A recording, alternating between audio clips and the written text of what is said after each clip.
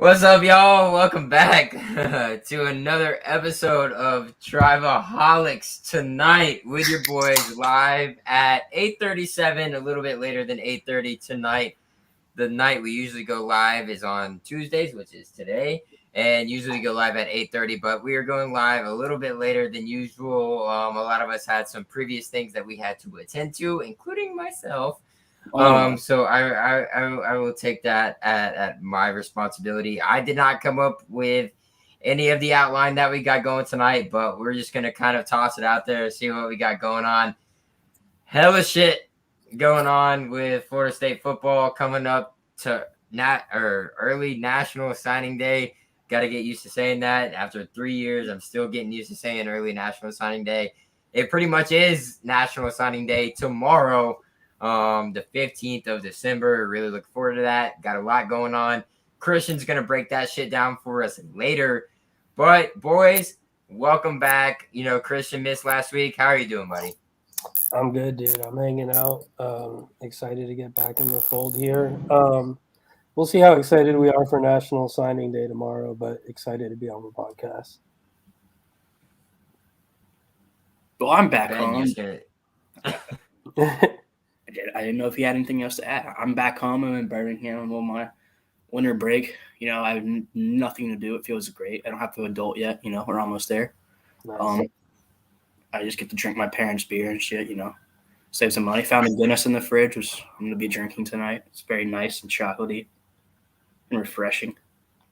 It's always nice, man, when you get to go back home. Like, even me, being 27 years old, like going back home and just having those free drinks that are available at the house. Your parents got the full liquor cabinet going.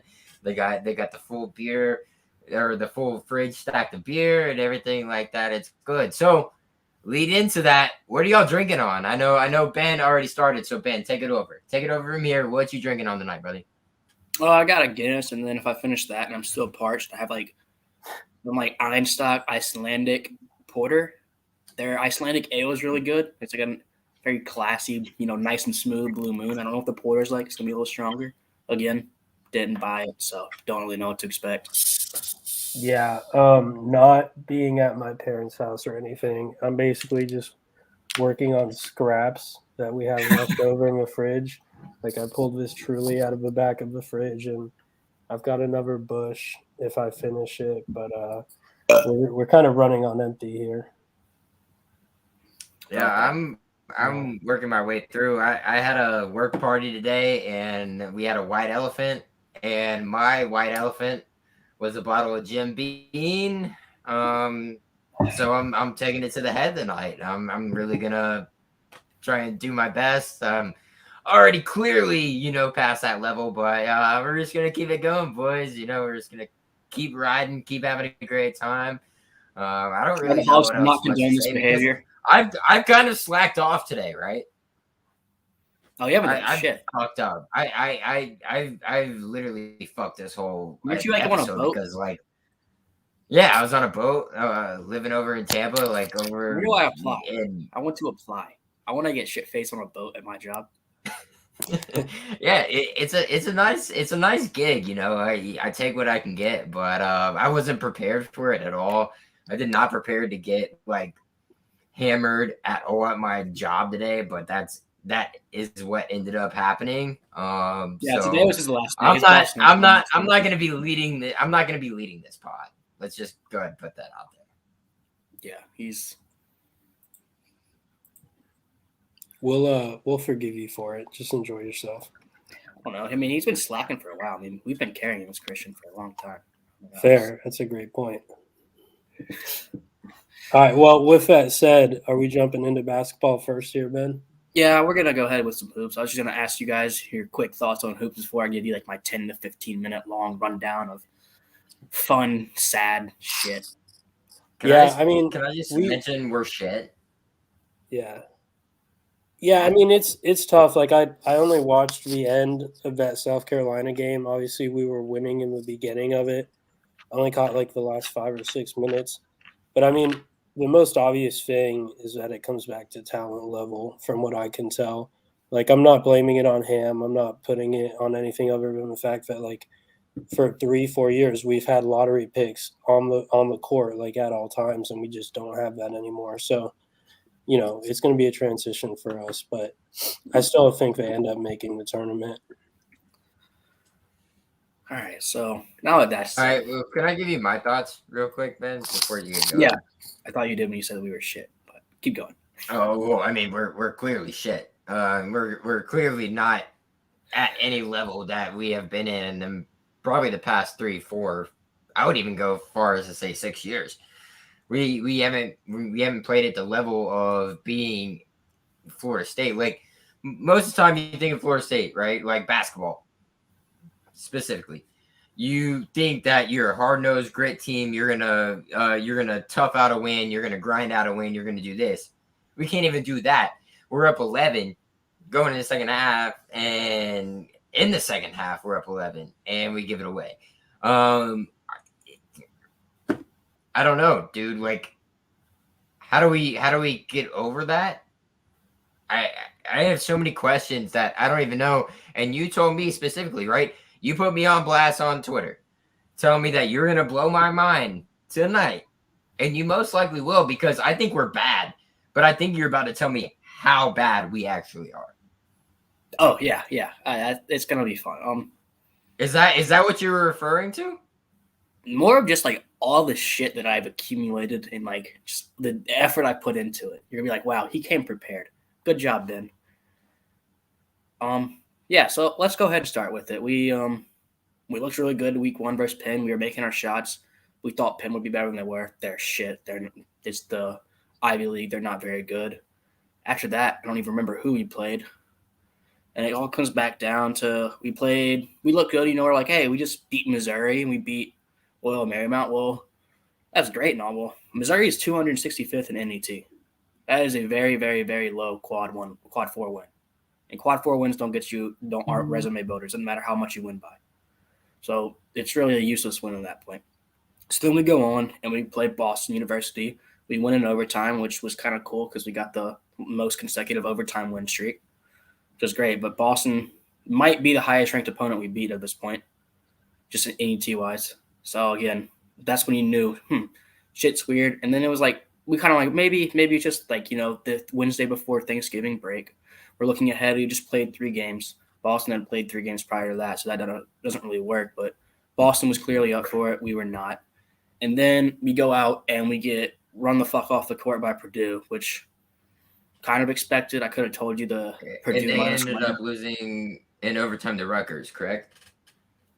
Just on a half-court buzzer beater in regulation, which that's basketball. That's how it works. That doesn't make Purdue any less good. I still think they're right. The So Q1 in the country. Yeah, it's a Q1 loss. The score might hurt you, but it's not going to affect the resume too much. But we're like, they're like out of 20 minutes, we're keeping up. We were looking good. We showed flashes, and then Purdue would just get hot. And Purdue's not going to lose if they shoot like that ever again. So you have to take that in consideration. So we come off, I guess Monday or Tuesday beating, and we have a chance to tie the most straight ACC wins in conference. And we're looking good. We're up against Syracuse. We're up 10. I'm watching Georgia, Alabama. I'm feeling good. And then the second half starts, and then they've adjusted, and we haven't. It's like we just got our shit kicked in, and then that's kind of how we come up with play. We shot 4 for 30 from 3, which you're never going to win games playing like that. So now you're like, okay, we're in trouble. That's a Q3 loss. Syracuse is not good at all. So then South Carolina comes out, and also a Q3 team. You could argue it's Q2, but it was technically neutral site, but it was really in South Carolina, so it should be a Q2, but it's not their home court, so it doesn't matter. You come out, you're up 16 very early. I bet FSU minus 6.5. You had a week to prep. I'm like, all right, I'm feeling good. And then they switched to zone 1-3-1, and we can't penetrate it. We don't have a big man to penetrate it. We're not putting Caleb Mills point high, which he seemed to was doing good at there. And then they just kind of get the momentum, and we made some good plays towards the end. We got a really good look for a buzzer beater. Osborne's got to make that, but you can't ask for a better look. But it never really should have come to that situation. So my big takeaway from those 2 games is we got thoroughly outcoached in the second half of each game because one team made adjustments and one team didn't. We also didn't shoot well at all. So do you think that him made those, like, do you think we made those adjustments and they just didn't, come to fruition? Or I would is think that it's more something towards. that, I think it's more towards or is we that made. something that we're just lacking on? We're just playing our game, right? Which has always been our thing.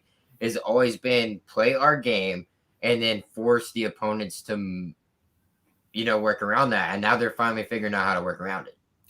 Yeah, I think it's a little bit of both. Like we're making the adjustments, and I think it goes both on the execution of the players and just the preparedness. Because Ham said in the interview, we've been working on zone all year. You know how to get there. Well, it doesn't like we still can't beat it. So obviously there needs to be more preparation or needs to be more focus because we have too much talent to not be able to penetrate a zone or for teams just to run zone and we look like complete ass. We can't go 6.5 minutes and in the first half and not score a bucket just because they run a zone. You have to find ways to score. There's too much talent. You have to adjust, but it's also on the players to execute. In which I get, we're young, but again, that's not really an issue for any other young team in the country. And we're coming off a top 10 class, so we're bringing in guys that are obviously talented and know how to play basketball very well and at a high level.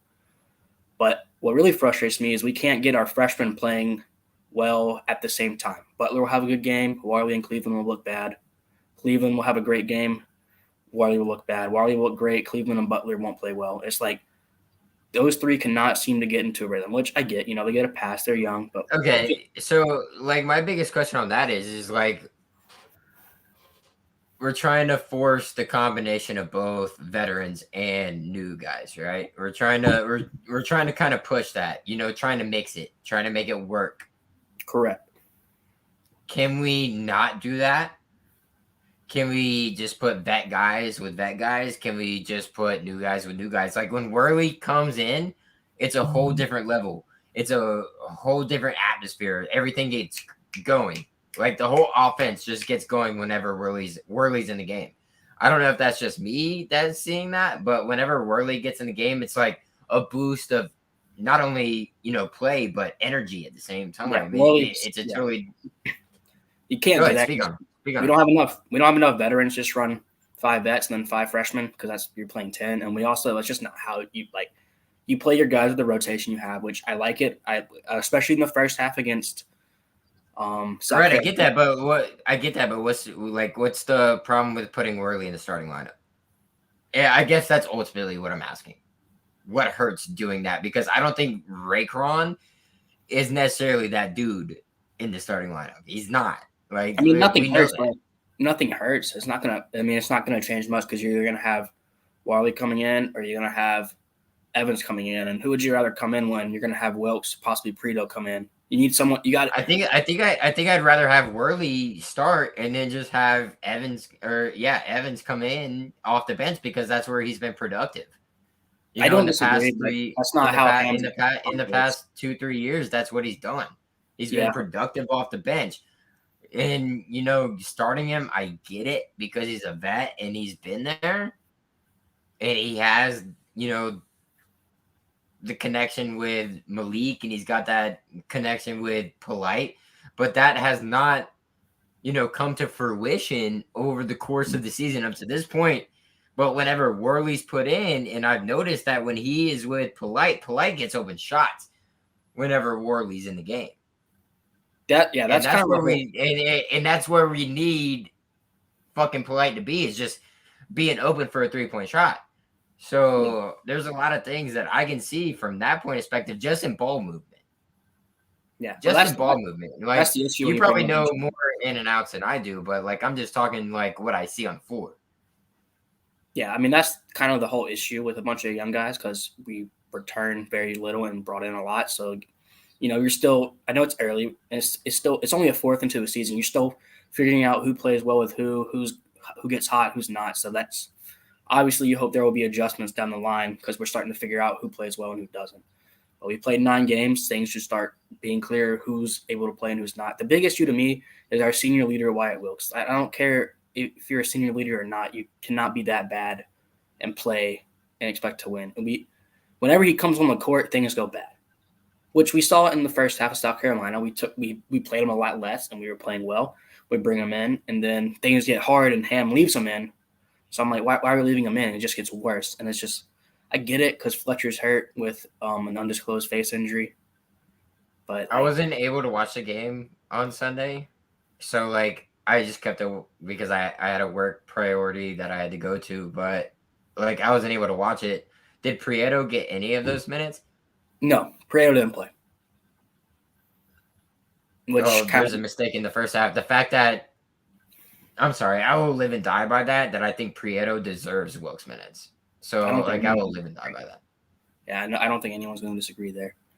So yeah, it's just I don't know. It's frustrating to watch. There are moments when we look very good, and then teams will just switch to zone, and then we go stagnant on offense. Like Tell me your numbers. Tell me your numbers.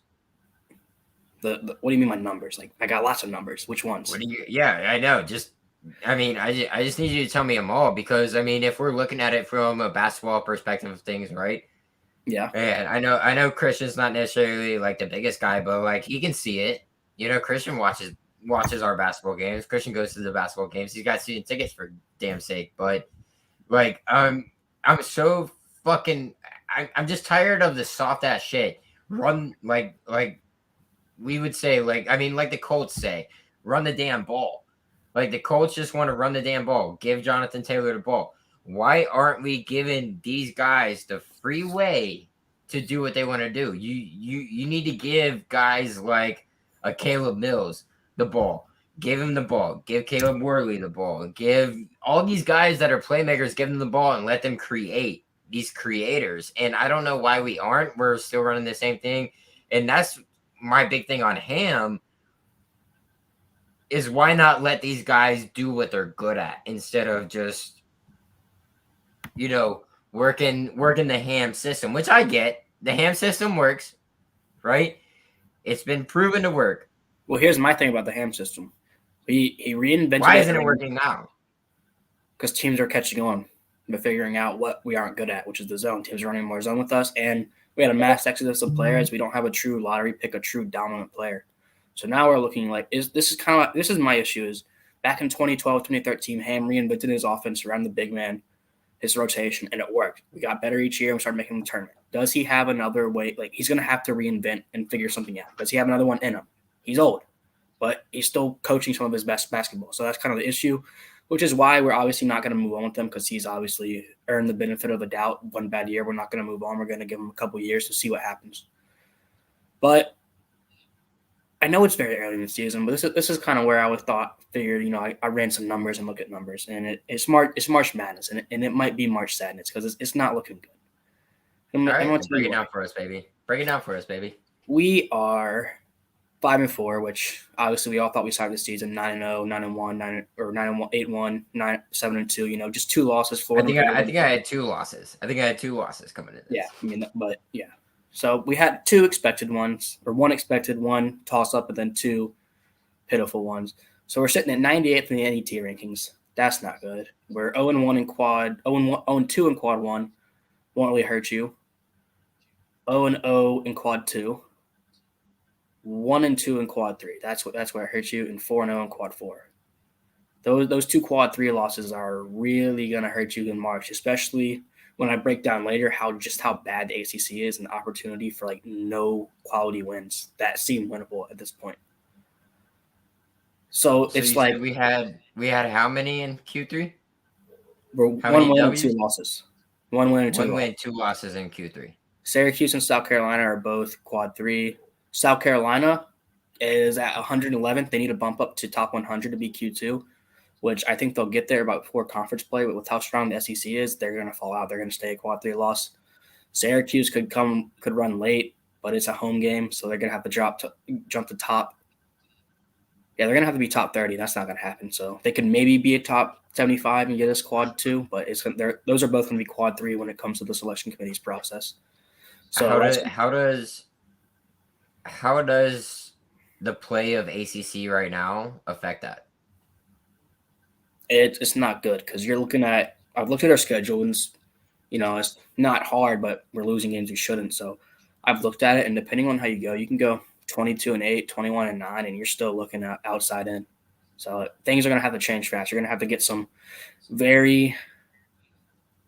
you're going to have to grit out some wins. You're going to have to win on the road, and you can't have any more bad losses. We've used our bad losses. 1 more bad loss, and we're looking bad. I looked in on Bracketville Dave or Bracket Guy Dave. He's one of the best bracketologists according to Bracket Matrix over the past couple years. He has us at the 87th seed, which would put us at the 19th team out right now, which is a little bit better than I thought. So, I mean, obviously it's very early. We've seen teams play in and play out every year from those positions. You know, it's obviously still early. We can get things going and turn it around, but I'm not confident we do that. We have Lenardi. After that loss, he has us as the 8th team out, but he's not as accurate, and I don't think the ACC being down is going to help us at all with giving any benefit of the doubt. So I ran some numbers yesterday as well, and I was looking at our remaining schedule, and I looked at all their current quadrant wins. So our remaining schedule, we've had Lipscomb at home tomorrow, quad 4, doesn't help, versus UCF, quad 2. That's actually that's a must win. We can get a quad 2 win at home, and UCF can continue to win in the AAC, and they stay quad 2. It's a solid win. UNF at home, quad 4. At Boston College, quad 3. At NC State, quad 3. At Wake, quad 1. I don't know how long they'll stay that way, but the ACC is bad, so hopefully they stay top 75. Well, I mean, Wake's pretty much up there at the top right now. Yeah, Wake's playing very well. They have what, 1 or 2 losses at this point? 9-1. They're playing well. 9-1. And they're still only 31st in NET, which is so a loss hurts. Louisville at home, quad 2. Miami at home, quad 3. At Syracuse, quad 2. But depending on how they play, could maybe drop or go up. 3. I don't think it's going to go to a quad. It'll stay quad 2, but it's going to be hard for it to go quad 1. I don't see them finishing top 75 in NET. Versus Duke, quad 1 at home. That's your pencil in right there. That's the must win. You got to get that. We got to split those, right? Oh yeah, we're getting there. We're getting there. Don't worry. So we got Duke at home, quad 1. Then you have at Miami, quad 2. At Georgia Tech, quad 3. Virginia Tech at home, quad 2. At Clemson, quad 1 for now. We need them to stay top 75. Wake at home is quad 2. Pitt is quad 4. They are an abomination to the sport. They are disgusting. They're somehow not as bad as Missouri, which is unfathomable. At UNC, quad 1. Versus Clemson, quad 2. At Duke, quad 1. At UVA, quad 2. Versus Notre Dame, quad 3. Versus quad 3. So right. You're looking at that, and there's very little opportunities for good wins and a lot of opportunities for bad losses. Well, that's kind of the issue you're looking at when you're going forward into the March, because you want to build the resume. So, if you're in the Big 12 or the SEC and you're 17-9 or that's 20, what I was going to ask you. That's what I was going to ask you, Ben, is like, even if we end up with a good record, it might not be enough. It depends on who our wins and losses are against, because they'll put in an 18-12 team over a 22 from the SEC or Big 12 over a 22-8 FSU team, depending on who our wins are, because we've always been known to not get love from the committee seating wise. So I feel like they'll look for excuses to keep us out. So what I've noticed is you have to win you have to not win all of them, but you have to split the Duke games. You got to win at Duke or versus Duke, and it's not looking good. I think you have to win at North Carolina. That's going to – if you can win 2 of the Dukes and at North Carolina, I'll feel a lot better, but that's obviously a long ways away. We need Wake to keep winning. We need to win at Wake. I mean, you got to rack up as many quad 1 and quad 2 wins as possible, which kind of goes into my rooting guide, which I know a lot of people aren't going to want to hear it because we hate the ACC. But every time you see every ACC team you play, you see has to win. You got to keep rooting for them. If it's 2 ACC teams playing, root for the team that we're going to play the most. So basically, your guide is to root for the ACC, root for South Carolina hard, root for Syracuse especially hard, and root for Florida pretty hard. Like, we need Florida to win. We need them to stay Q1. It sucks. We do, and I think those losses for them are big against us. And like everybody is like, oh yeah, like fuck yeah, Florida lost Texas or whatever Texas fucking Texas team, Texas Southern, whatever the fuck team they lost to that didn't have a win on the season. They lost. Like, we didn't need that. Now Florida's 61st in NET, and they dropped past 75. That goes. Oh, they lost again, didn't they? Lost to Maryland, dropped them down to 62 from like top 20. The good news is, and so they're going to go to conference play and they'll get some quality wins and they'll have some quality losses, so they should stay. Well, Purdue and then Purdue lost, and then Purdue went to overtime and got a win. Purdue's going to stay top 10 NUT. Florida should stay quad 1, but you have to root for South Carolina heavy. That's the big one right there. We need South Carolina to go to quad 2, and they have to stay there. What- So I hope they make some miracle fucking run in the SEC because they're about to get. I think my biggest question is, and sorry, I don't mean to leave you out of this, Christian, at all. I don't know if you've been paying attention, but like, what do we need to do? Like, I've been trying to wrap my mind around it, dude, and I honestly can't sit here and tell you what we need to do. I've kind Like, I can sit here and tell you what I would do, but like, I don't know what necessarily the right answer is. Like, we've got good players. We got good players all across the board, right? Yeah. Great players, great 4 or 5, the high 3 stars that have so much to do that should be in play for our team, and it's just not coming to fruition. Sorry to use that word over and over again, but honestly, in basketball, that's what you need to do, right? You need to have that development happen and that come to fruition and have that happen, and it's not happening. Like we thought Matthew Cleveland was gonna be the guy. We thought, Worley was gonna be the guy, and Worley's kind of outplayed fucking Matthew Cleveland at this point. Cleveland started good. I just don't. Is it something on him? Is it something on the play calling? I don't know where to go with it because we got good players. We got good fucking players. We're too talented to be this bad, and I think it goes too back talented. That I think that's what I'm getting to. Which is, obviously it goes back on coaching one. You got to be able to develop your talent and use your talent right. But at the same time, it's also on the players because at the same time, you can blame coaching all you want. Coach Ham didn't go 4 for 30 from 3 against Syracuse. Like, the players are not executing, and their coaches are putting them in positions to execute. Maybe not the best positions, but the players also have to execute at the end of the day. So hopefully, going forward, I think UCF will tell us a lot. Surprisingly, they're actually a decent squad. They gave Auburn a really good first half and a half. Auburn pulled away at the end. I was watching that game. I was like, damn, Auburn might lose. But UCF's a solid squad. But you got to – I think a lot of it's the rotations. Wilkes can't be getting as many minutes. We need Fletcher to get healthy. And I think also we don't have a big man. Ngom's out for the year. Naheem's not good. Baller just When did that get announced? Austin put it out on Twitter after the interviews were out. He said he think Ngom's out for the year. So hopefully we start running – a little more small ball. Butler's going to be starting more with the Malik at the 5, and Naheem has to take that step. So I guess I'll kind of close it with like what we need to do to get to March because that was kind of the whole thing. So it's not March Sadness. I'm not watching it if us in the NIT if we make it. Like I won't be supporting that at all. But basically we have a couple of options. One, win a lot of games and don't have any more bad losses and split with Duke. I've kind of set it up. Our remaining schedule up until Duke, which I think is the 14th or 15th of January, it's mid-January, we have to win out up until Duke, which is very doable. We don't really play anyone good, and it'll get us a quad 1 win at Wake. So we get a quad 1 win in the process. We're getting maybe 1 or 2 quad 2 wins.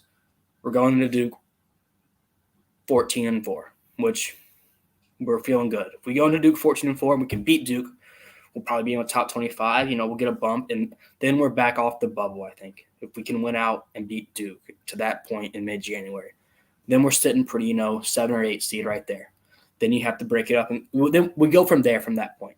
The other thing is we can hope we get hot and win the SEC tournament. That's always a possibility with a young team, But ideally, you want to get the double bye in the SEC tournament as well, and you want Duke or North Carolina or one of the other teams. You want to play as many good teams in the ACC tournament and win as possible, just for more extra Q1 or Q2 losses. So things aren't looking good for the tournament-wise. I still think we can get there, but it's not looking great. Things have to change fast. But it's like I said, it's very early. We've seen teams play from a top 3 or 4 seed to a 12 seed within a month. You see teams make an astronomical rise, It's college basketball, shit happens, crazy things happen. But basically, just go check out the bubble teams, root against the bubble teams, root for the ACC, and root for the teams we've lost to. That's kind of where I'm looking at it because It's going to be a long season. I mean, I'm going to be riding till the wheels falls off as much as it fucking sucks, but stranger things have happened, so buckle up. It's going to be a really frustrating season, I fear, but next week I'll dive into it a little more after I watch the UCF game, and we can go from there. So, yeah. Are we on upset watch tomorrow? What's the spread in that game? I don't know what the spread is, but if you can get like Lipscomb money line, like plus 1,000, 10 to win 100, 10 to win 1,000. Not the worst thing ever. I think we'll win by like 14 or 15. We should win by more. Lipscomb is bad, but if we don't win by double digits, something is very, very there's obviously something wrong. But if we don't win tomorrow convincingly, something is very, very, very wrong with not only the players but also the staff, because that would just be lack of motivation at that point. I'm thinking that I'll sell my ticket and put the earnings on Lipscomb money line. What do you think, Ben? You're really gonna do that? No one's gonna buy your Lipscomb ticket. Probably not. No, but yeah, just continue to pack the truck, support the team. Home crowd makes a difference. We have to win all these shits. I think the road games are gonna be our most important ones, because our road ones are really where we get the opportunities to get that extra Q1 or Q2 win, because it's top 75 any team instead of top 30. So the road games are the important must wins. Home games, just don't lose to a shitty team. So yeah, win most of your road games. Lose to good teams. Don't lose to fucking Boston College or Syracuse again. Don't lose. You have another Q3 or Q4 loss, and it's pretty much wraps unless you win the SEC tournament. Well, how do you feel just based off of, where we were in the past 2 years? I think is probably, the level that we've been put at for basketball, right? As a basketball school. And what do you put at that level of just seeing us sink down at this point? I guess. I mean, I don't want to be an asshole, but honestly, we've sunk down in the past 2 years. Like, that's where we're at. But coincidentally, do you think we get back to that point? I mean, even though we've brought in these guys and everything, and they're not necessarily living up to their hype. So, what do you see us in the next year or two? Well, I'll start with what you said. Washington sink down. Coincidentally, Coach Gates has been gone for 2 years, so I'll leave that up to your imagination. I think Coach Gates was a really. So you're a big proponent of bringing Gates back. When Ham eventually retires, get Gates. That's who I want. That has to be target one. He knows how to win at FSU. He knows how to recruit at FSU. He knows how to coach at FSU. He knows the culture. He knows how to win here. So obviously Ham was the main part in Ham's success, but Gates was like the number 2 guy. Ham and Gates were like an unstoppable combo. Well, Ham, Gates, CY, what is Stan white dude's Jones. name? Stan Jones. Stan Jones. Those have always been the guys. So do you think that's something that's going to be I don't even know what to say. Like, is that a plausibility? I mean, yeah, I think Gates is going to be the guy we go to. I could see CY being promoted. I think CY would like the head coaching job, but I think if we get Gates, he may look at like South Florida or somewhere, but he also may stay. Right, which Gates just took Cleveland, right? Cleveland State. So I would like to bring him in before he takes a big time job, because he's getting one soon within the next 5 years. So ideally we get Ham for 2 or 3 more. Ham will retire on his own. We'll bring in Gates and hopefully keep it rolling without much setback. But I know we're bad now, but we also none of our young guys seem to be leaving. We were always worried about Matthew Cleveland being one and done, Warley being one and done. They're both going to come back. They aren't playing at a high enough level to get drafted. Their stock will bump up a lot next year. So we're going to bring those guys. So where do you see us? Moving ahead. I know Christian's got the seats and everything. He's got those season tickets there at the Tuck. But what do you see? Because I know you pay the most attention to everything that's going on basketball wise. Do you think some of these guys are gonna stay now? Some of these guys that might have thought they were one and done and been able to go. Yeah, everyone but seniors will be coming back next year unless we have a couple guys who don't play at the portal. Like Mills will be back, Cleveland will be back, Wally will be back. Polite is gone. Malik is gone. Wilkes, thank God, is gone, and a bunch of other guys are gone. And then we bring in a decent recruiting class. We got another combo guard, Chandler Jackson. We have who was it? It was the guy from not the Aladdin. He's a big guy. Hopefully he's good because we need a big guy. Everyone knows we need one. Oh, Jeremiah Bembry. I think he's going to be another good combo guard. But hopefully next year we have a little bit more continuity with the team. Like I think as like all ham teams do, we're going to get better as the season progresses. And Right. Do you think this is that? I guess that's kind of what I was getting to, Ben. Is that the fact that do you think that this is just a building block, and we're just gonna keep continuously getting better? I think it's kind of you have to look back to like when we brought in with the class with Isaac, Trent, Man, all those guys. We're gonna have to get like we peaked when like Trent and Man. We had our senior leaders. We were like 8 or 9 deep, and we were running really good. And we had those senior leaders. They knew how to play with each other, and they had been in the system. So I think we're kind of back at that building block of getting young guys in, getting them to play a couple years. So I think next year will obviously be improved. We're kind of back at stage one of this is definitely. I know our expectations were, we should be a 5 or 6 seed or 4 seed, maybe 3 seed. We need to rechange our expectations this year for a rebuild year. Just get guys acclimated with the system, get some continuity for next year, and just hope that we can improve enough this year and squeak into the tournament. Right. I agree with that. I agree with that 100% because like there's none of these guys that like necessarily stick out to me like a Scotty or anything like that. Like nobody sticks out as being the guy. Like somebody that's gonna be a high draft pick or gonna be this, gonna be that. Nobody does that. So all these guys are gonna have to come back next year and prove themselves. I mean, even you look at Cameron, transfer from Kentucky, still not gonna do that. But he's gonna be our dude in probably about 2-3 years. I'm really looking forward to the next 5 of. We're gonna be running Butler, Fletcher. Yep.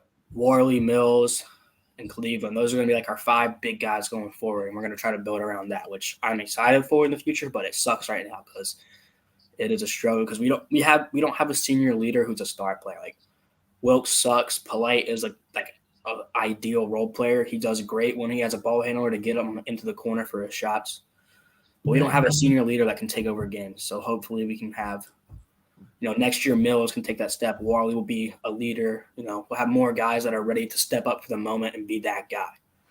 So that's pretty much all I got for basketball. It's dark right now, but I expect to see it better. And I think we should look forward to next year. We're bringing in some talent. We'll have some continuity. It's kind of just like a reset. Well, from one dark place for FSU athletics to an even darker place, tomorrow is early National Signing Day. I think both of you guys are probably feeling more optimistic than me based on just how we're talking throughout the day. But hey, come on, we'll see what happens. Come on. Hey, Christian, give a little bit more hype. Give a little bit more hype to that transfer over there, baby. Do we want to run down a list of the top targets and? I just need you to get in there, Christian. I need you to get in there, dude. I need you to get ready and get pumped up about it instead of just. Dude, I'm literally moping around. I'm like Eeyore tonight. It's been like bad news all day, probably for the last 3 days, and I mean it's just been tough. And it's, before we jump into the specific recruits, we should probably like lay the context of the situation. Let's lay the foundation first. Yeah, I mean we're coming into this thing. Tomorrow's a big day, dude. We're coming into it with a higher rated class than like any team with a losing record has had by far. Where are we at right now? Where are we at right now? Just off commitments. I want to say 10. We 10. Could 11. Oklahoma. You're right. We're at 11. 10. Okay, so we're sitting at 11. No, we're sitting at 10 right now. We moved up. No, Oklahoma jumped us. They got Gibson and Evers. No, they jumped us. Jumped us. They got those 2 Florida decommits, so I'll take that. But that's fine. Yeah, we're sitting at 10, and no class with a losing record has ever been that high before. So, and I think even if we finish around 15, which is more likely, that's still going to hold pace for that. So, like in general, we should be excited, and there's good things to be like looking forward to. But when it comes down to the guys who have not made their decision yet, right? The guys we're still battling out for tomorrow, you probably should be a little more pessimistic. But I mean, we're All still right, sitting well, here. We're let's sitting here start at with who five we and know. 7 with a number one player in the country. So it's like you have to kind of like keep that in the There's back of your context, mind when we talk can't be about all this you stuff. can't get too pissed Well, off tomorrow if we miss. Yeah, this. That's what I'm exactly. saying. That's what I'm saying. Let's start with what we know. Who we know.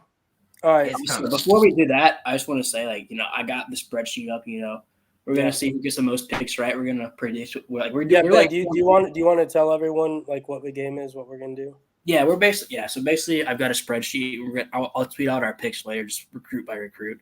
We'll see who does the best, but we're all gonna give our confidence level like 1 through 10 where we think they're gonna go. Whole numbers, no 5.5s. We're just gonna go whoever gets the most right wins. Okay. So what And then- does the confidence? Is that a That'll be tiebreaker? it'll be a tire. So like if we both get 4 right, if Okay. if you get 1 right, like if we both predicted, let's say, if I said Kamari Wilson 7 out of 10 to FSU, and you said Kamari Wilson 1 out of 10 to FSU, I'd give me like 6 extra points. But if we're gonna do it. Well, We'll figure it out. We'll go through. Basically, Let's go through. No, I don't know if All I right, have so the choices. let's I jump got right into it. I'm ready. I figured it out. So Okay, you're gonna go. go 1 out of 10, and for each one you get right, you get that many points. But for each one you get wrong, you lose that many points. Okay. So like you can go like 1 out of 10, hopefully get there. But like if you hit on like a big one, like if I go 10 out of 10, That's a good MJJ. call. Yeah. So we're gonna go with that. And I'm about God that. damn it, when Ben. the 2 losers have That's a to great do idea, power hour and like fuck up or do some stupid That's a shit. great idea, though. All right, It's a great so idea. let's Love start. So basically, Start from the top. Start from the I've top. got a list. I've got a list of 9 targets and 1 current commitment, and we're gonna give our predictions for these players. To start, let's start with the current commitment, since he's in a list of his own there. Start at the top. Devin Mortimer. No, I need you to start at the top. Dude, Skinner, chill. So we're starting with the commitment, then we'll move to the targets. So first, Devin Mortimer, he's a new 4-star. He's been a 3-star for a while. Was one of our most solid guys for the whole cycle. In the last 2 weeks, he's taken visits to West Virginia and Louisville. And it's basically like he's going to be making a new decision tomorrow. So you can kind of look at it as he's uncommitted, but we'll see. So I'll do the honors and start first here. I'm going to say Devin Mortimer to FSU with a 3 out of 10 confidence. Yeah. I'll go off of that. Mortimer. Probably not exactly saying that right, but taking a trip to Louisville. Recently, an official visit. Not very confident in us being able to hold on to him. He's been committed for a long time. I do get that, but I don't think that long time commitment is going to necessarily hold up. I'm right there with you, Christian. I think if there's anybody that might flip from us to another team, I think that's probably our highest possibility of somebody being able to do that. I don't think Dugans has been on it very long. I don't think he's. We can talk about that later, but I just think there's a lot of other guys that we can bring in that would be able to fill a role on top of him. Not saying that he wouldn't be a plus, because I would love Mortimer to be in our wide receiver group, because he brings a lot of different assets to the team that we don't necessarily have at this point. And it would be a huge disappointment if we lost him. As a 3-star guy, as a 3-star guy that is, looking elsewhere at this point, and he's not going to go to Florida State. But I think the biggest, I think the big, Ben, what's your pick on this one? Hold on, give me one more second. Oh, bro. The biggest, Dude, the biggest threat. I think the dissertation biggest on threat we Mortimer. have is Louisville. The biggest threat we have is Louisville. Okay. So that's what I needed to get off my chest, but I was just going a little bit deeper. But yeah, go ahead. Give us a number. Where is he going? 1 out of 10 confidence. 1 out of 10 confidence. I'll give it a 7 to Louisville. So yeah, basically, and not to stay on this too long again, I think he's probably not going to FSU, but I don't know if it's Louisville or West Virginia. So that's why I'm going with low confidence on FSU. Ben, I'm going what's your semi. call I'm here? going semi. I'll take Louisville with a 7. I like it. Yeah, I don't know. Just I feel like Louisville has made him a priority. We really haven't. We've been looking at other high-rated guys. Dillingham's future's uncertain. Dude's future's uncertain. I think I got 2 out of 10 Louisville. It just seems like everything's going right in their way, and it's going wrong for us at the moment. Okay, so let's move along down. I will kind of want to start with save the best for last. So we're gonna do some of the least controversial recruits first. Let's go into Julian Armella. It's a 4-star offensive tackle from St. Thomas. He looks really good towards the end of his senior year. I don't think he's like one of the top, 3, 4, 5 best offensive linemen in the country, but I think he's a really solid guy who is better than what we have been getting at this position. I'm pretty much going 10 out of 10 to FSU for this one. Also going 10 out of 10 FSU. He's as close to lock you can get. Yeah, I'll take a 9 out of 10. I really like Armella to Florida State right now. I know LSU has been involved. Thanks to Chris Frazier over there at Spiratics and all that he does, and kind of solidified our thoughts, I think, and what we got going on and our predictions on what we got going. But I like Armella at FSU, legacy guy. So we don't get a lot of those. Unfortunately we don't. But that is the case. These guys are top notch of their breed, and we're trying to get back into that talk of the conversation, and we're getting back in that talk. So Armella is a good way to put that forward and push that narrative forward into what we want to do. So good guy to get. I love Armella, a big dude, strong offensive lineman, lean, can move quick with his feet. I love it. Offensive tackle, we can always use those. Yeah, no doubt. So let's keep it on offense. How about Javante Barnes? This is a 4-star running back from Las Vegas. This is a guy who was mostly FSU versus Oklahoma. USC kind of got into a little bit when Lincoln Riley went there. Now it's looking like it's FSU versus Oklahoma again, and I think we actually felt pretty good until the Dillingham rumor started. So with that whole situation going on, I'm gonna pick Oklahoma 8 out of 10. Damn, me and Christian got the same fucking picks. I also got 8 out of 10 Oklahoma. I've talked to my Oklahoma friends. Well, let me get 9 out of 10 on Oklahoma because I'm trying to beat you on this. Yeah, but I've talked to my Oklahoma buddies. There's always a small possibility that he flips, but he has a really good relationship with DeMarco Murray. Yeah. DeMarco Murray is being retained on staff, so they feel good in him, and I don't think we have much of a chance to flip here. Miracles happen, but I don't see it. Yeah, I mean, obviously there's the opening at the running back position, right? Your lead guy or however you want to say it. But I mean, if you think about how our offense runs, we don't need a workhorse. We don't need a guy that's going to be an airy down back. We don't. And, that's probably what he's looking for. And if he's looking for that, you're not going to get that at Florida State. I'll tell you that straight up. You're not going to get an every down back. You're not going to be that type of player because they got so many fucking good running backs. I'm sorry. You're not. You got to be willing to commit to the fucking climb. Sorry to use it over and over and over again. But that's what I'm bought into, right? That's what I'm bought into. That's what every single one of us that are watching this or just fucking speaking on this, we're built into the climb.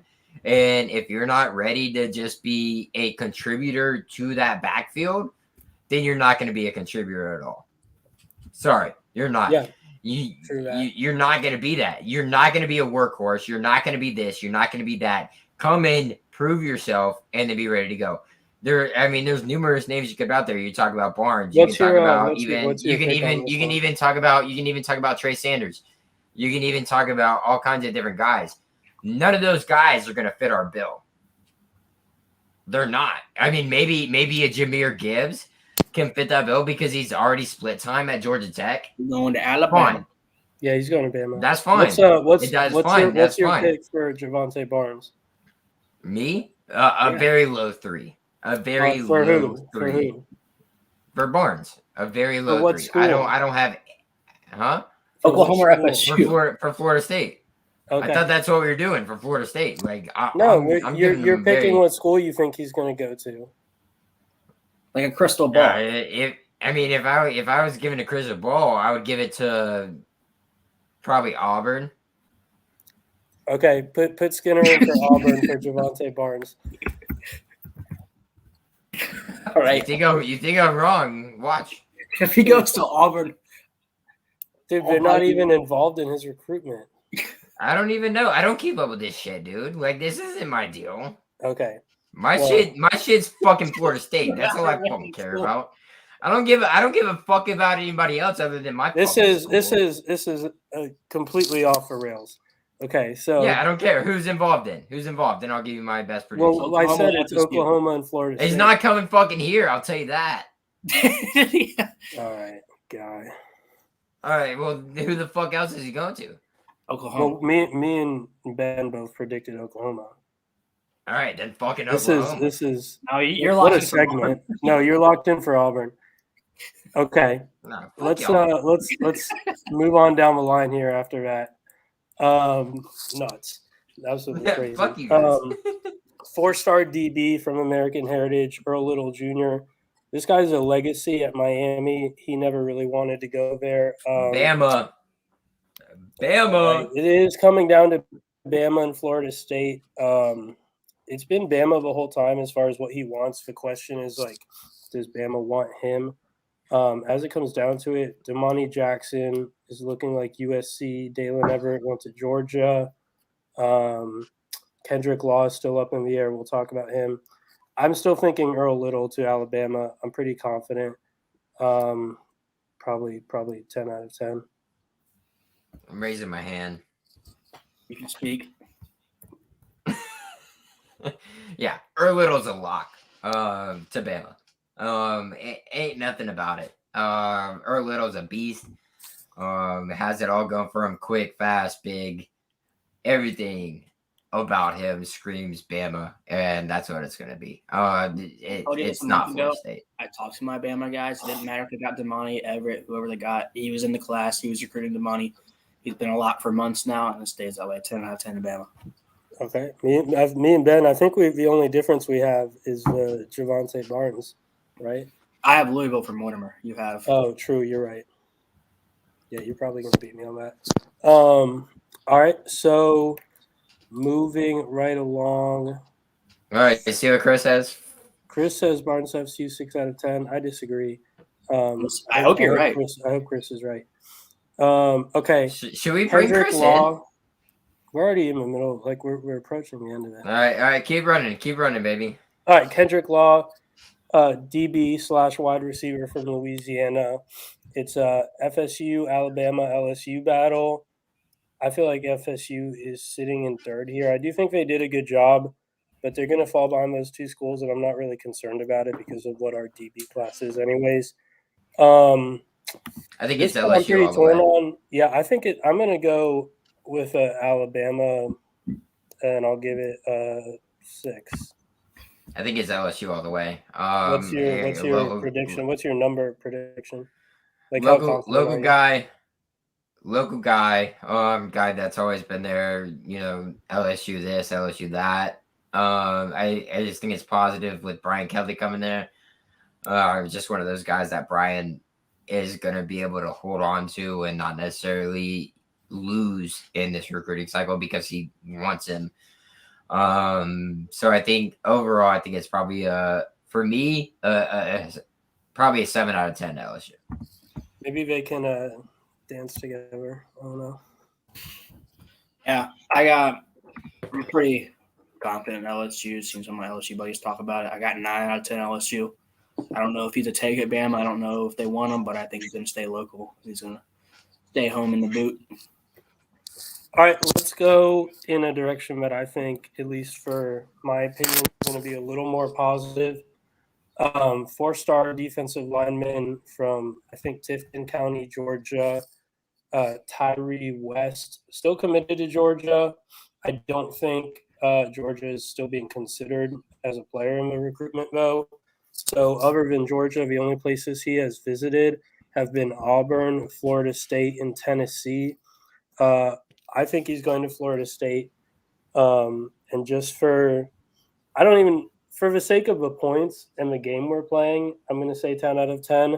Obviously, there's not really anything that's actually a lock in recruiting, but I do want to beat both of you guys in this. So I will go with Fire West FSU.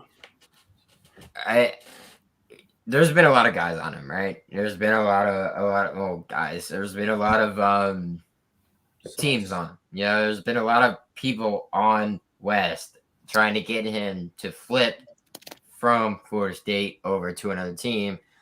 That's somebody you look at kind of like a Travis Hunter, right? Not necessarily the level because he's not that star player, but he has been committed for a long time. He's kind of been that dude who has been sitting there and waiting on this moment to be able to sign. So I'm going to go with you, Christian. I'm going to go 10 out of 10 on West. Yeah, I'm throwing a 7 out of 10. I'm pretty confident, but the LSU thing scares me a little. Or not LSU, Tennessee scares me a little bit. I don't know if people can throw a last-minute bag at them, but there's always a possibility. But I'm feeling pretty confident, but, got to minimize my damage if I'm wrong. I think he wants to stay closer to home, which is why I'm not too worried about Tennessee. Yeah. But let's swing our boy Chris coming here saying 10 out of 10 for West as well. So you like that? So a guy who kind of like made some waves on Twitter tonight before the show, trying to hype up FSU fans, is 5-star safety Kamari Wilson. He's from Vero Beach. Shout out. It's going to be a hot topic. And he's from IMG Academy.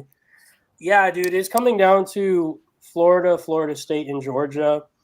The whole cycle, people have thought it's going to be Georgia, including myself. I don't think it's completely over. I think it's going to be less Georgia at this point. But whenever I see a guy the night before signing, well, what do you think the impact is of Danning leaving? Well, let me get there. I don't think that impacts it. I think it's more so that Georgia got Dalen Everett, and they're just kind of not prioritizing Kamari the way that Florida is right now. I am picking Florida. I think the stuff he tweeted tonight is just kind of clout chasing, getting people to watch his commitment ceremony. I think the most important thing to watch in recruiting is the visits, and his last official was to the Gators and their new coach. They also got Corey Raymond, who was close with him at LSU. I want to say 6 out of 10. LSU wasn't in it. Yeah, they were. LSU wasn't in it. Oh, that's not true. They weren't. Right, well, okay, yeah, they were, Caleb. So 6 out of 10, he's going to Florida, anyways. Yeah, I don't know. I don't know how to feel about this one. I like our chances. I like Florida's chances. I like Georgia's chances. I haven't seen Billy recruit outside of being an assistant at Bama, and he hasn't brought anyone in yet.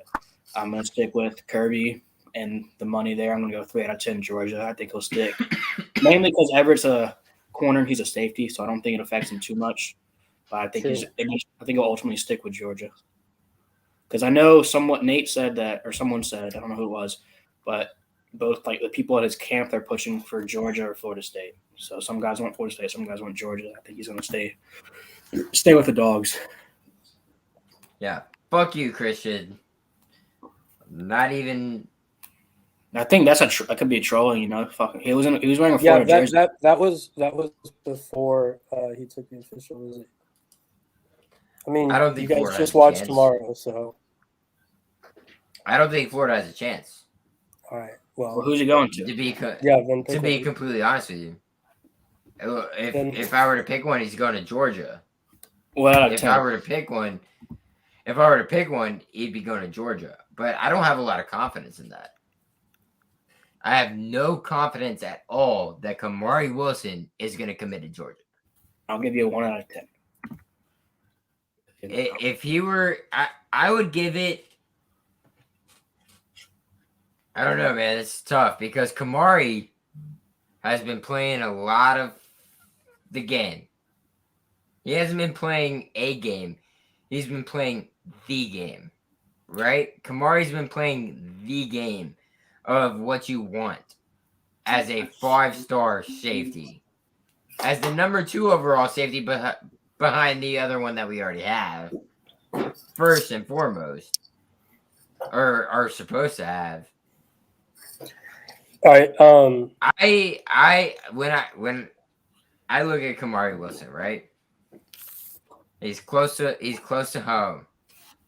He's a baller. He sees what we got going on here at Florida State. Yes, he sees what he can do at Georgia. Are you starting your first year? No. Are you starting your second year? No. Are you starting your third year? Maybe. I guarantee you at Florida State, after your second year, you're going to be starting there after fucking Jamie Robinson leaves because he's going to go to the NFL next year. All right. So I will put Georgia. Wait. I will put Kamari Wilson at a 6. Crystal ball to Florida State. Oh, brother. I will put a 6 down at Kamari Wilson. I'm taking 60-40 Kamari to Florida State. You wanna dog me all you want to? Go ahead. I will put him above average at that point. All right. So noted. Thank you, Caleb. If he flips, I better get No. Okay, we 5 got times it. points. We got it. All right. So I better get 5 times fucking points for that shit. there's It's all I only gotta there's fucking only say. there's only a few left before we put Skinner to bed. Let's talk about Kevin Coleman. This is basically Miami and FSU right now. Obviously, this is another one that just gets kind of screwed over by Dillingham dipping, which I think we all expect to happen. So as much as I hate it, I would have a low confidence, but I would think he's going to go to Miami at this point. It sucks because it's probably the end of the road for Dugans, but we're gonna have to go in a better direction. Donk is the Donk has been 1 out of 10. What do you think? 1 out of 10 for Miami, Ben? No, what'd you say? What was your out of 10? Oh, 5. Yeah, I got the opposite. I think he don't have any relationships aside from Cristobal. He signs tomorrow. We don't find out till January. But I'm just going to stick with the guy who's been a constant factor the entire time. I'm going 5 out of 10 FSU. True that. Skinner, what do you think? for Coleman. 5 out of 10 is pretty solid. Ben, when you said that, I like that a lot. I don't know if it's enough. I don't know if Cristobal going there and then him bringing his wide receivers coach over there is enough for him. But also, after his tweet today, kind of made me rethink that whole process, right? Like, did y'all see that today? Yeah. Did y'all see his tweet today? And it kind of made me rethink the whole process of things. But also, I'm not worried about Miami. It's not my thing. I don't worry about those fuckers down south. Like, I don't deal with that. So, I'll give it a nice. I'll be solid here. I'll go 8 out of 10. I'll take an 8 out of 10. Cristobal, Coleman coming to the good guys. I like him solidified here. I know he's having a good time down in Miami, which if you ever have been to Miami, you always have a great time, right? You always have a great time when you're down in Miami, unless you're going to the fucking football game. And if you go to a fucking football game in Miami, is the worst fucking aspect of your life that you will ever receive. So I will take Coleman as long as Dilly stays to Florida State as an 8 out of 10. I don't think Dilly's staying. But Dilly staying. fair enough. Okay. I'll give you a side Can bet we on Dilly talk about staying. that? Can we talk about that? I don't know. I mean, do we need to?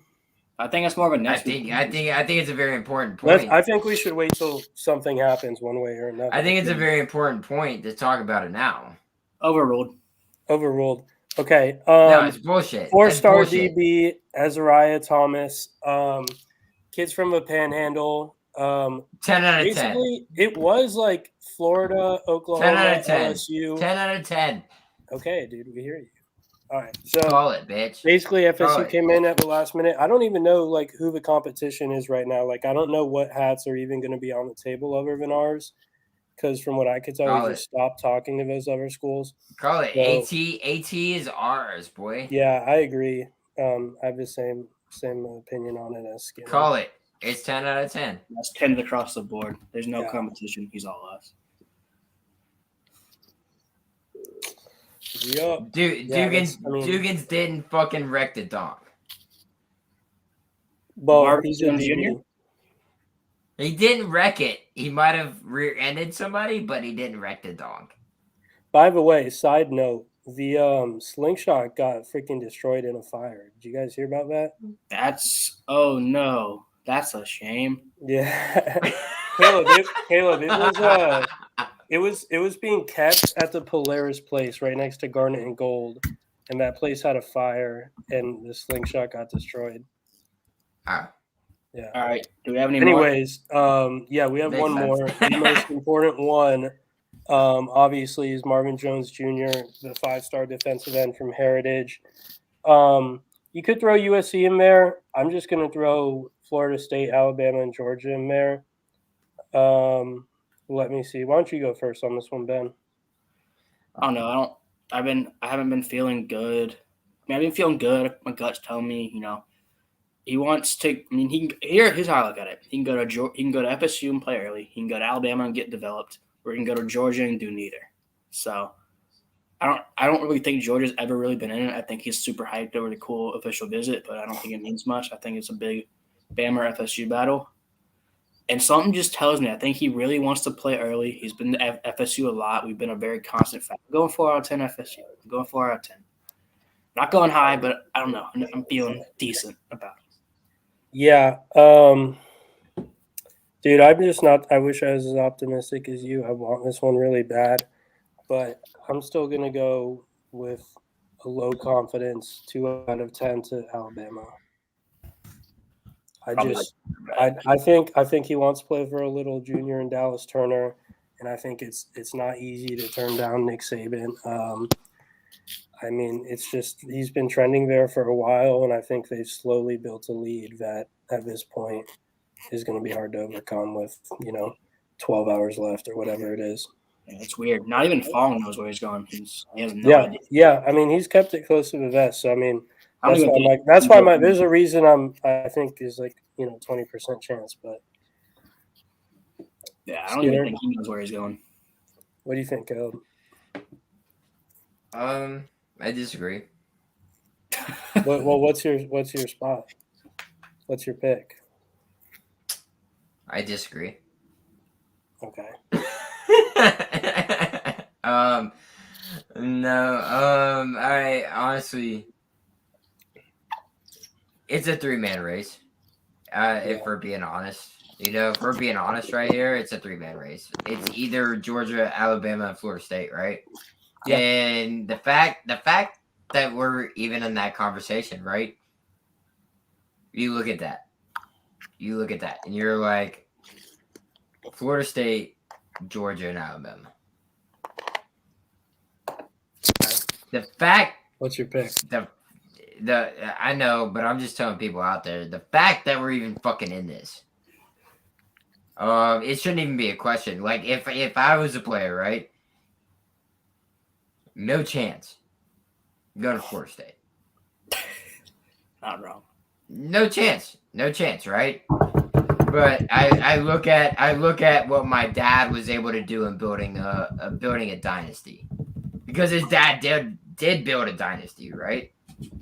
And was a part of a dynasty. Where is he going? And you look at and listen, and Unbelievable. you can fuck right off, dude. Dude, what's your pick? You can. I'm telling you, my confidence for MJJ is through the roof. Tell me. And it's not even based off of what he's been through, because obviously you've been to Alabama, obviously you've been to Georgia, you've been to USC, you've been to everywhere. You sit next to your dad. Sorry. I sit next to my dad. If he was that level of player at this fucking university,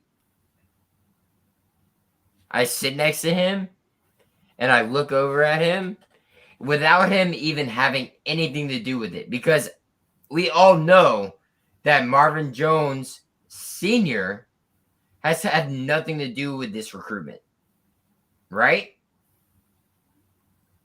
Am I wrong in saying that? Yeah, I mean he has not been involved in it directly. He has not been involved. So what's your pick? He has not been involved in the slightest. But you sit next there to your dad, who has made himself a fucking legend at Florida State University. And you're telling me you don't want to sit there and beat that? You don't want to sit there and disappoint him? Not even disappoint him, because he's going to be happy for you no matter where you go. But bring back a program that your dad built, that your dad helped build, and you don't want to bring it back? You don't want to bring back that notoriety. Make your pick, Notoriety. Yeah, dude, make your hold on. Dude, I've got to go. I let y'all finish. Let me finish. Let me finish. The notoriety that your dad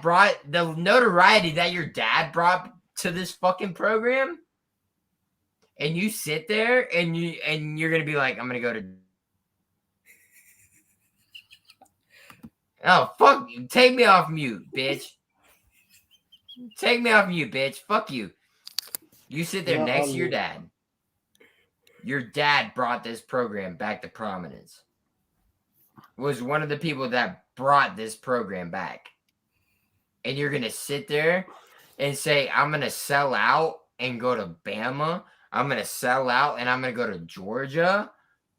Yeah. You want to sit behind 2 third strings? Please. Great. Things to do. Great, bitch. Skinner, go ahead. We've got to wrap up this show. So what's your pick? I don't give a fuck. I'm in my zone, bitch. Fuck that. He's going to look at Florida State. He's going to talk to fucking Jermaine. He's going to talk to Kier. Nah. That motherfucker is coming to fucking Florida State. I'm going 10. I'm giving you mine right now. 10 out of 10 MJJ to Florida State. Okay. Ratio. Plus didn't ask. Okay. Anyways. That's basically all I've got. Yeah, so I guess that's it for the prospects. Yeah, that's it. It'll be fun to watch. We'll review it afterwards and see how it goes. Obviously, we're all hoping for the best, just with like varying levels of confidence in the best actually happening. But we'll see. We'll find out. That's all for me. Do you guys have anything before we sign out of here? No, it'll be a while until we find out, because I know Coleman's signing tomorrow, but he's not announcing until the Under Armour game. I was like, that fucking sucks. Yeah, that sucks. But I think most of the names we went over, we will find out tomorrow. Yeah. And for any of y'all that are asking, obviously Travis Hunter is going to commit and going to sign on the paper. Yeah, Travis Hunter is the dog. Sam McCall, Travis Hunter, your 2 5-stars that anybody wants to bitch about and complain and bitch and wonder about what's going to happen, they're going to fucking sign. So stop fucking freaking out about it. All right, well, All I think right. that was it. That's all I gotta say. Pretty good show overall covering basketball. Christian did a very good job with our recruiting. Caleb should be cut off. But aside from that, I thought it went pretty well. All right. We appreciate y'all tuning in, and we will see Yep. you guys next week, maybe the week after. We don't really know. It's Christmas break. Who the fuck knows what we're gonna do? So go Noles, fuck Georgia, fuck Florida, fuck Miami. We'll see y'all soon. Later, boys.